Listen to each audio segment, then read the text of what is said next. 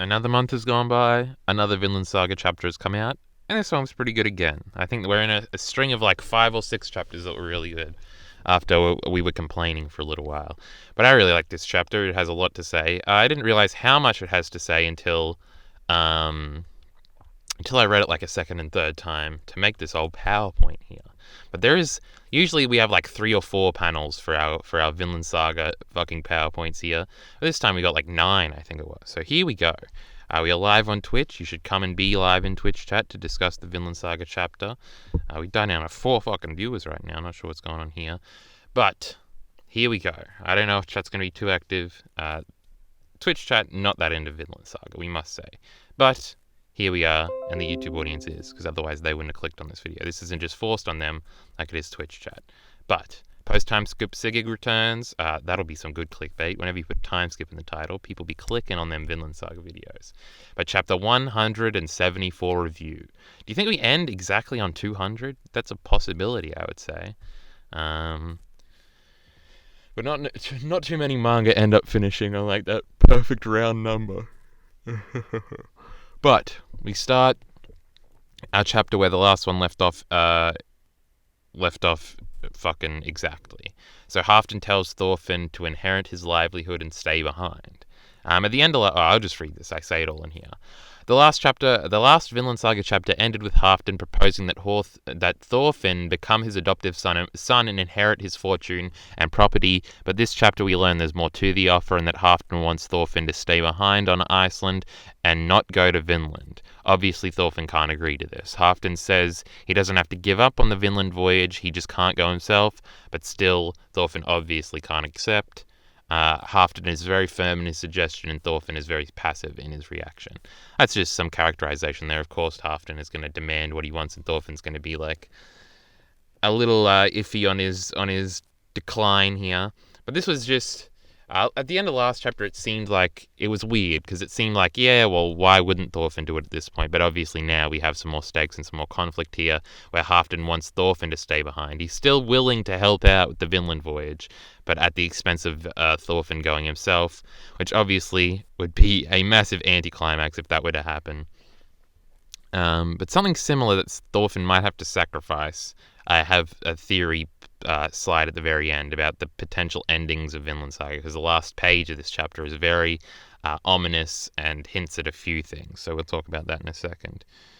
So still talking about One Piece, which we were talking about a little bit before on the thing, but there's not that much more to say here.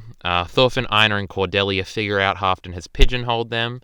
Thorfinn, Einar, and Cordelia confide in how to deny Halfdan this request, because he's pigeonholed them into having to accept or risk the entire Vinland voyage because Halfdan will have a public reason to be mad at them since he conveniently made this offer in front of a bunch of passers-by.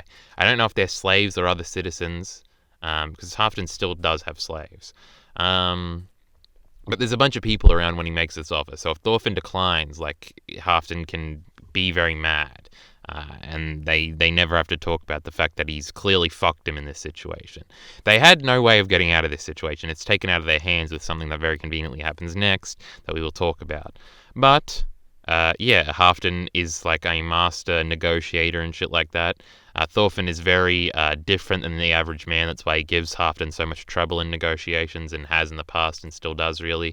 But this time, Thorfinn probably just would have said no, and if Sigurd hadn't shown up, spoiler alert, he probably just would have said, well, I'll do it myself. I don't need this money. We're still going to try. We'll go some other alternative method. But yeah, it's interesting that Cordelia is part of the council here. Shows that she's becoming a member of the party. We're starting to know more than just our party of the characters that will end up in Vinland, because Cordelia's going to be there. Maybe Sigurd will end up coming with us now, and that'll be more characters we know over there. And not just a bunch of unnamed randoms that we don't really care if anything happens to them besides our main crew here of Thorfinn's little traveller party. Halfton says it would be a good way to funnel money into the Vinland project, which isn't untrue, but Thorfinn says that he must personally go to Vinland. Now, this is interesting. Is Thorfinn doing a selfish thing here that the narrative might punish him for, or do they need his leadership? So, Thorfinn, what is the reason for other people to understand why Thorfinn couldn't accept this? Because maybe this would be better in the long run. I think I speculate this on the next slide or something, or one after that. But if Thorfinn were to stay around and get rich, and therefore, because Sigurd, I'm confused. I was doing it when I was fucking typing out the PowerPoint. I always confuse Sigurd and Halfton. I don't know why. Well, they're father and son, but their names are completely fucking different.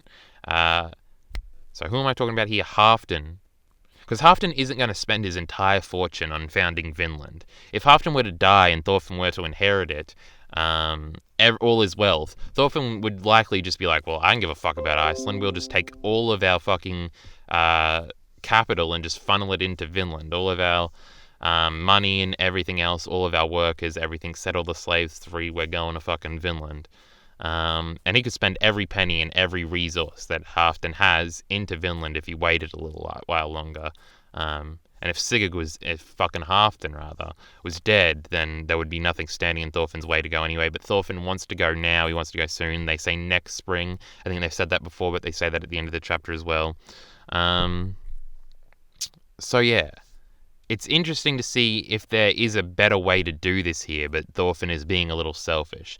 And if the narrative recognizes Thorfinn being selfish here, is he going to be punished for, like, is somehow the message going to be if Thorfinn had stayed behind, things would have gone better? Or do they need Thorfinn's leadership? Because can Einar really hold some of these characters we don't know the names of getting like mad with revenge if the natives kill one of their men? Like, I feel like if Thorfinn's there, he can like calm them down and say revenge isn't going to do anything, and he's like this leader that they all respect. If he's not there, things could very easily fall apart, like they have when they've tried to settle in Vinland a bunch of times before this. But nonetheless, we'll see.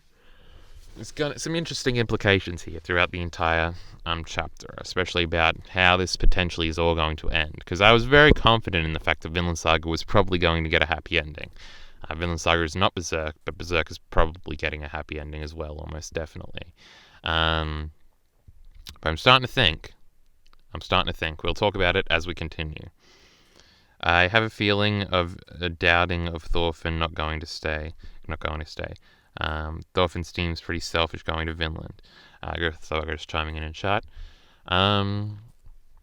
Sigurd extremely conveniently returns looking sexy as fuck. Look at our man here. Isn't he cute? We'll talk about this more in a second.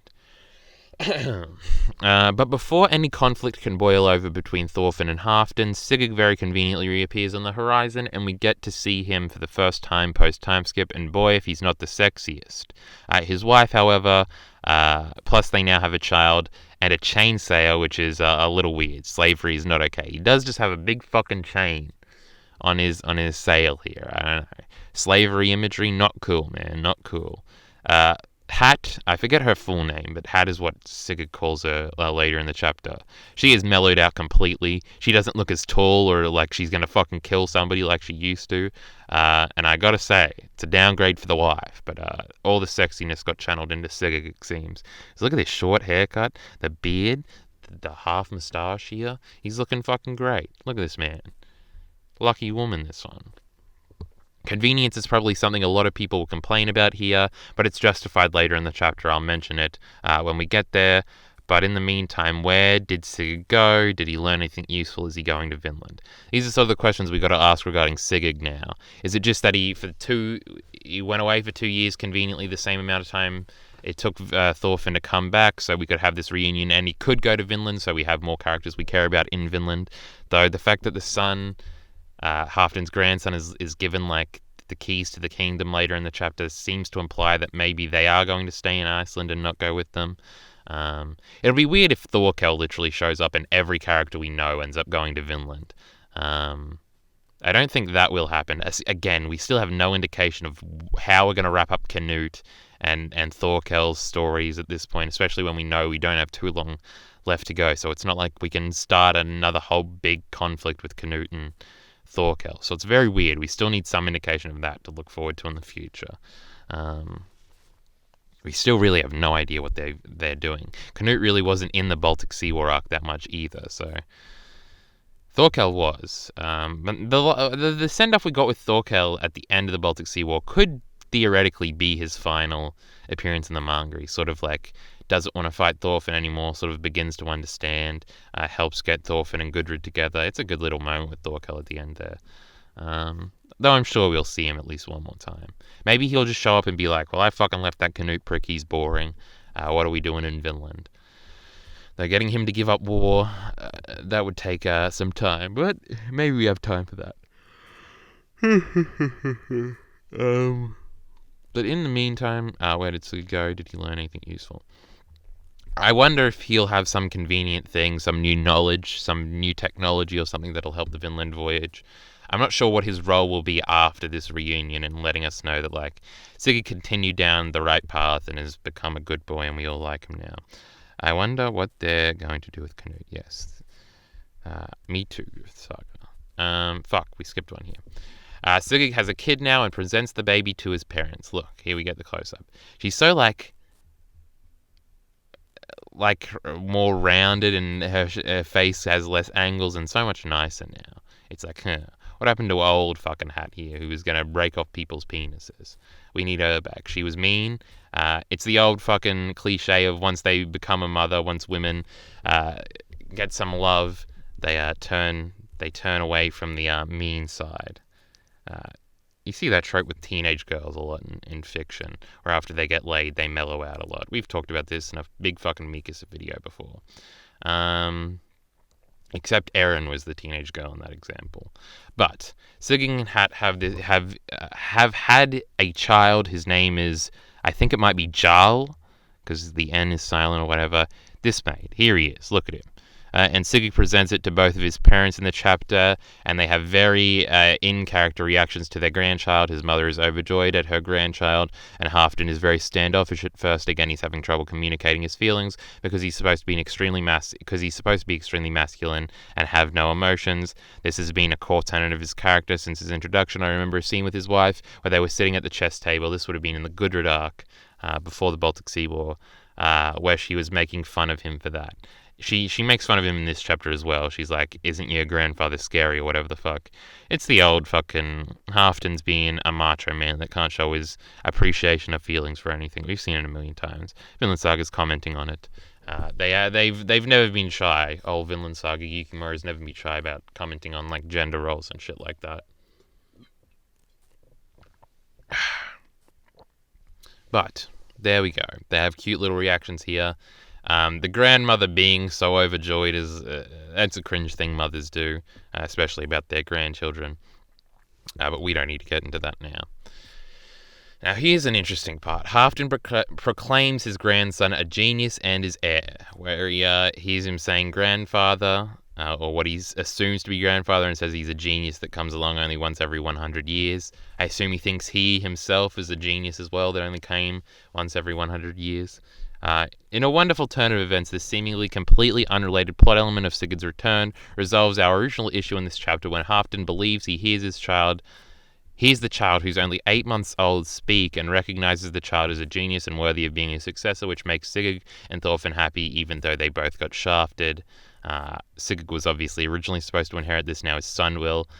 Sigurd seems to be completely okay with this, and Thorfinn was about to be his adoptive son and also get shafted. It also puts Thorfinn and Sigurd in the same position here, which is cute. Or is Halfdan doing this on purpose to get Thorfinn out of a situation without having to be soft on him, knowing that this is something he wants and is in his best interest? So it would be interesting if instead of like saying to Thorfinn, alright, don't worry anymore, we don't need you can go and be a boy in Vinland since I now have another heir that just showed up conveniently. But instead of like saying that, he just like underlyingly in the subtext of their conversation implies this, because afterwards they even have a conversation where Thorfinn is like, concerning the conversation we're having, and he's like, fuck off, I don't need you anymore. But he says it passively. Very passive-aggressive old Halfdan. So it would be interesting if he like recognized like he didn't actually want to put Thorfinn in that situation, but he thought for his benefit he had to, because Sigurd wasn't around, and he still doesn't want to give it to Sigurd, because all of the history they have, but he gives it to the son. So it's very convenient. But the convenience was paid off by a joke, which is fine with me and makes it completely forgivable. Not that I care too much about convenience anyway. This moment is good enough to excuse the possible immersion break. One Piece does this all the time. Where they pay off like an ultra convenience with a joke, and it works a lot better in One Piece because that's sort of the tone of the series. But here it works off fine because they obviously Yukimura is aware of how convenient this is and turns it into like a little goofy joke thing here that does actually resolve an important plot thread. But it's fine because it's funny and cute, and the moment is worth it really. This moment of him thinking the son is saying something, having a goofy moment with this very serious character to like highlight how silly his persona is sometimes, and how you don't have to be this fucking hyper masculine Halfton figure, and you can actually have emotions sort of thematically. It all works well. It all ties in. I completely forgive the convenience. I don't give a fuck. The implications here are a little scary if you take them seriously, though. The kid has now been burdened with the problem Sigurd was forced to run away from. I don't think this is in the kid's best interest. Yeah, he now has a lot of responsibility on his shoulder that he didn't ask for. He's only a fucking kid, but these have been forced on him by society and by Sigurd here, by Halfton rather, and I guess Sigurd. But we'll cross that bridge if we ever get to it, but I don't think we will get to it. By the end of this series. I don't think we're going to have another 20-year time skip where this kid at 20 years of age is fucking pissy because he has to inherit all this shit and he wants to go to Vinland or something. But yeah, it was clever. I liked it. He held off on One Piece just for you. Anne showed back up again. We're going through the recent chapter. Alright, there we go. Chat's talking amongst itself. Sigurd is completely cool with Thorfinn and Gudrid's marriage. There's 3 panels left. They're all about 1 page, really. So this is like the third last page of the chapter. Sigurd shows that he's completely changed for the better and continued living as a woke male, like he started doing in his personal little epilogue for the Baltic Sea War arc, at the end of the Baltic Sea War arc. He's completely unfazed by the fact that Gudrid, his former fiancée, is now married to Thorfinn, which he congratulates them, commenting that he knew it would happen and that it would turn out that way. Obviously, at the end of the Baltic Sea War, Sigurd just takes off before hearing Gudrid's answer and makes her go and confess to Thorfinn. It's a big thing. We remember it was a big part of it was one of the first steps of Sigurd's actual development at the end there. It was more like a middle step, but yeah, it was a step towards that, and now he's like happy that he was proven right by that and he actually did the right thing. Confirmation here for old Sigurd. Thorfinn seemingly doesn't even anticipate the possibility that he would be jealous, but Thorfinn is cut from the same cloth as Luffy and Kid Goku, of shonen protagonists. He doesn't really understand social conventions. There's no worry here from Thorfinn that Sigurd would be jealous, or that's something people do. Thorfinn not exactly the jealous type, especially not anymore. Maybe you could make an argument about prologue Thorfinn being a little jealous sometimes. This Thorfinn, though, doesn't give a fuck. He's like, he doesn't even realize that he should be giving a fuck right now. But it's cute, whatever. Sigurd tells Thorfinn to go for it. Sigurd asks Thorfinn how the Vinland voyage is going, and if it's still the plan. Thorfinn tells him that they're to leave next spring, and Sigurd encourages Thorfinn to go for it and that he knows he can do it. After all, Thorfinn saved Sigurd from a very short and immature life, and it's through his interactions with Thorfinn that Sigurd is the man he is today. This is the first time somebody outside of the main party has been this encouraging of Thorfinn and hasn't doubted him and called him naive, which is slightly concerning, which leads to the final page of this chapter that we'll talk about in a second. It's just a cute little moment of like, we've come full circle. Sigurd is now completely on our side. He's fully woke on the pacifism train, and him and Thorfinn are like friends now. It's very interesting when you know, especially where both these characters came from. Think about prologue Thorfinn and what is the Gudrid arc called? I forget, but whatever, the Flattered Turn, that's what it's called. Like, think of that Sigurd and prologue Thorfinn and how they've changed and how far they've come. Vinland Saga and character development, it does it very well. And it's the payoff to that of them, like, it's like a moment for us to reflect on where they came from. It's good. But here's our last panel in the last page, a solemn reminder to end the chapter. This is the full last page we got over here. The chapter ends with a page of Thorfinn internalizing some doubts and remembering the man from a few chapters ago that doubted that the voyage would be successful without swords and called it an experiment. This is a little scary because it does tease that maybe Vinland Saga will have a tragic ending. It would be more interesting, bro. I love seeing that comment all the time. Fucking idiots. But I don't think so. The conflict these last 10 chapters has been really minor, but eventually when we make it to Vinland, there will probably be a big tension chapter ending moment where the settlers and the natives nearly go to war, or someone kills someone from either side. But Thorfinn has to sacrifice himself to be a martyr to get what he wants, a peaceful country. We will get to Vinland. I don't think like the last chapter will be them arriving. I think setting up the settlement will be part of the last arc here. The far shot here of Thorfinn like in a crowd, sort of head down, doubting himself is very effective. And how this panel is laid out specifically, like long shot from the front, remember, close up of the eyes, back shot. It works really well in conveying what Yukimura is trying to do here. Panel layout is important sometimes. All the time, but where are we going with this? I think like there's going to be a moment where it looks like everything is going to come undone rather. Tension is a big thing. We've got to tease that everything is going to fail before the big resolution happens. I think this is a tease to remind you that maybe things won't go smoothly. I think like these guys ended up deciding they wanted to go right to fuck with it. So if these three, I remember there was three of them, like kill a native dude, and a native dude comes back and kills one of them, and then they go back to camp and are like, Thorfinn, we got to kill these fucking natives. They're coming for us now, and the natives are setting up like an ambush or whatever, and then Thorfinn has to somehow maneuver, even though they have killed people now, to like continue with the peace. And I feel like Thorfinn dying might be the way they do this. Like if Thorfinn has friends on both sides and he like jumps in front of arrows or something and tells them to stop fighting and dies, and therefore we get a peaceful country, and they use him as like a martyr for both sides for them to never fight again. I could see that being a way for the series to end. Then it would be like the bittersweet thing. It wouldn't be entirely happy because Thorfinn, our main character, dies. Also, it's sort of like payment. With his death he pays and he gets what he wants, so Thorfinn wouldn't be sad or anything. He would be like, yay, now nobody can fight because I died. That's an easy price for me. And therefore, like, it also works in, like, he's paid for all the lives he took by giving his own life to create this. That could be an interesting thing if Hild still hasn't forgiven Thorfinn until the very end there. He dies. Hild doesn't get to kill Thorfinn again. He gets to have the Askeladd moment with her as he dies. This is starting to sound more and more likely the more I think about it and explain it here. And then Hild has to, like, come to terms with it. And that can be like the payoff to her arc. Instead of her just forgiving him before he dies, or if he doesn't die, forgiving him before the end of the series, I feel like I like that ending a lot more now that I'm thinking about it. So add Thorfinn dying to my ending of Vinland Saga prediction. I wasn't that confident in that ending until I started reasoning with it right now. Thorfinn dies like his father. That could be another parallel again if he jumps in front of the arrows, of course. Yeah. I like that ending. But I think that's it. Overall thoughts, I think it was a very interesting chapter when you think about all those implications with what Halfdan was doing, what effect Sigurd is going to have on the plot now, where are we going with Canute, and that final thing with Thorfinn and maybe getting a martyr ending.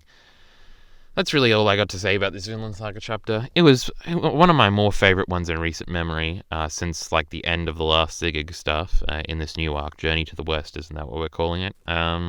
But yeah, with that being said, YouTube audience, you should be in the Twitch chat for when we do these. But you weren't now, but you can be next month. But with that being said, I'll let you go, and I hope to see you next month, either in the YouTube thing or in Twitch chat. And we must say, support links in the description below.